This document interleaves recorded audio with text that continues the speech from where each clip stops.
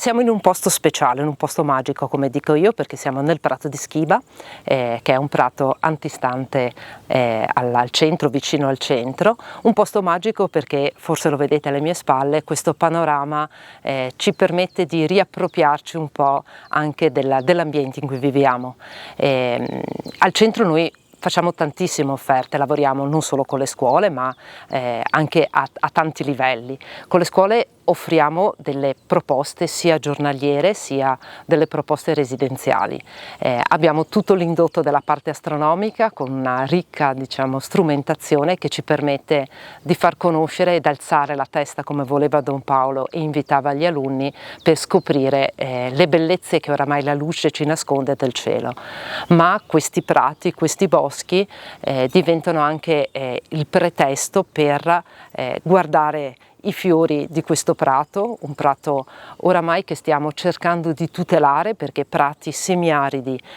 di questo tipo ce ne sono pochissimi in Grappa, e quindi già far capire la differenza dei fiori, la biodiversità di questo ambiente speriamo possa incuriosire i ragazzi ad essere più attenti ed a amare e tutelare l'ambiente in cui abitano. Poi le nostre proposte spaziano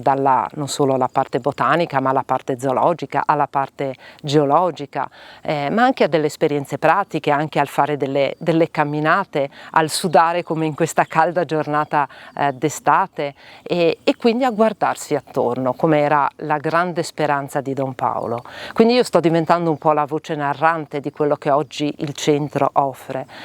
non solo, ripeto, alle scuole, ma abbiamo anche, grazie anche all'associazione, la possibilità di aprire al pubblico con degli appuntamenti calendarizzati, sia la parte astronomica sia anche delle uscite non solo al centro ma anche all'esterno. La nostra terrazza di osservazione, quindi è un osservatorio che è munito appunto di strumenti per guardare il cielo. I telescopi che hanno la funzione di catturare la luce, quindi abbiamo 3 tipologie di telescopi diverse, quindi abbiamo 2 telescopi newtoniani, cioè telescopi che catturano la luce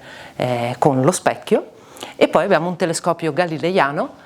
un telescopio che cattura la luce con la lente invece. In più abbiamo anche un telescopio solare, un Coronado, che grazie ad un filtro H-alfa permette una visione attraverso un oculare del Sole stesso, quindi abbiamo un Sole in real time, anche se in realtà sappiamo che la visione ce l'abbiamo distorta di circa 8 minuti, in ritardo di 8 minuti.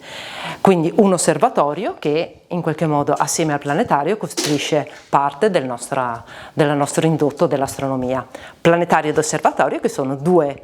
strumenti, diciamo, bellissimi, perché uno dà la visione vera del cielo e in un planetario invece abbiamo la simulazione di un cielo stellato, però entrambi aiutano alla comprensione delle cose belle che abbiamo sopra la testa.